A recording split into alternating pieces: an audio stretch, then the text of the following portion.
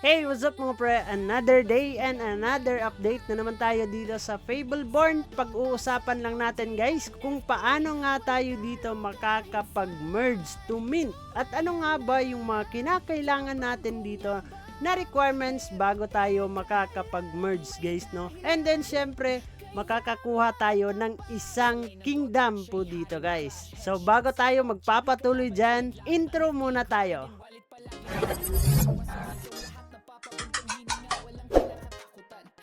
So, syempre guys, kailangan natin makapasok dito sa Power Protocol, dito sa kanilang website. Dito po natin makikita yung My Staking, Merge to Mint, yung mga leaderboard guys, Fableborn Shop, and tutorials. So, kung bibili kayo ng token nila na Power Token guys, pwede din kayo dito makabili. No? Marami naman tayong bibilhan ng mga token po nila, like mga exchanges. So, hanapin nyo lang guys sa CoinGecko guys, no? So, dito, kailangan na po natin maglabas din ng puhunan guys bago tayo makakapag-merge to mint. So punta lang tayo dito sa merge to mint and then dito tayo sa pinakababa guys na titingnan natin. So uncommon, pwede tayong makapag-merge dito and syempre makakapag-mint. So merge to mint, NFT burning. Warning po yan. So click po natin to guys. Merge NFT are burn nga daw dito. All NFTs used to pay merge to mint cost are burn na nga daw yan. And therefore, permanently remove from your wallet guys. So, dapat isipin nyo po yan. Burn NFTs cannot be recovered. Please proceed with merge to mint decision with this in mind. So, kailangan isa-isip po muna natin bago tayo mag-merge to mint. Lowest NFT ID will be upgraded. Upgraded NFT will be auto-stake with withdrawal lockup. Total power stake into merged kingdoms will be transferred and auto-stake into the upgraded kingdom.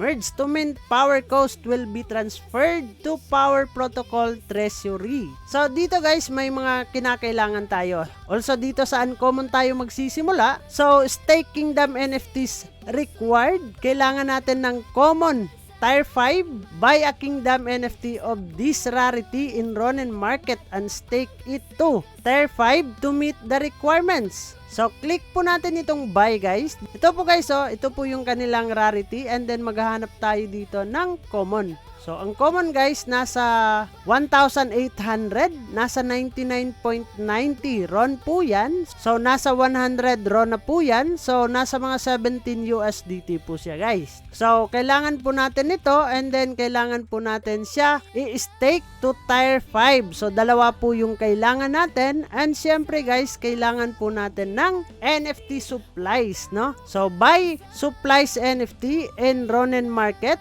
And then click nyo lang yan. So 25 po yung kailangan natin dito na supply NFT guys. And then meron po yang buy power. So bibili po tayo nito bago tayo makakapag-mint. So nasa sa inyo pa din yan guys kung kayo ay mag-merge to mint. Kailangan yung i-balance lahat guys bago kayo makakapag-mint nito and yung inyong gastos din dito. So kailangan talaga natin mabalanse guys kung tayo nga ba ay merong kikitain sa pag-merge to mint. So kagaya lang din dito sa uncommon yung rare na pag-mint guys, no. So kailangan natin ng uncommon and then stake po natin siya dun sa Tier 5 to meet the requirements. And then dito guys, nadagdagan na po siya ng panibagong supply NFTs. For pelt, kailangan natin ng 10 and then 25 na po yung wood Fableborn supply NFTs. And also, yung kanilang power naman, so bibili kayo ng 10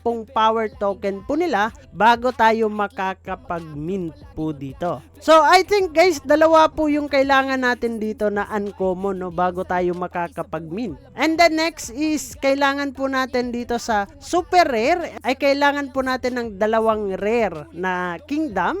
And then, kailangan na natin dito ng 20 na 4 pelt Fableborn supply NFTs and also itong kanilang Iron Feebleborn Supplies NFTs. And 20 power token na po yan bago tayo makapag-mint ng kanilang NFT Kingdoms. So, meron din yung ultra rare guys, same lang din yung process, meron din kayong bibilhin and palaki ng palaki po yung power token na kinakailangan natin. At syempre, ang pinaka-last po dito guys is itong kanilang legendary. Pero need natin ng epic na kingdom po dito bago nga tayo makakapag-mint. So guys, kailangan din natin dito ng gold ori, 50 po yan, and then yung kanilang runestone. And then guys, itong kanilang power token. Pag meron na kayo lahat dyan guys, click nyo lang yung mint, and then meron po yung gas fee, so mag-prepare na po kayo. So, this is not a financial advice guys na pumasok kayo at mag-merge to mint kayo dito, no? Kasi meron na po tayong babayaran. So, syempre guys, hindi po tayo sponsored sa video na to. Tayo lang po ay nagbibigay idea kung paano tayo makakapag-merge to mint dito sa Feebleborn. So, bago natin tatapusin ang video na to, kung bago ka lang dito sa ating YouTube channel ay huwag kalimutang mag-click subscribe and click the notification bell para ma-update at ma-aware ka sa mga panibago nating i-upload na video. So dyan na muna kayo guys, kita-kits soon in the next video and bye-bye! Yabang kong yabang, pero teka lang, may dahilan, kaya matapang. Salay ng Dota.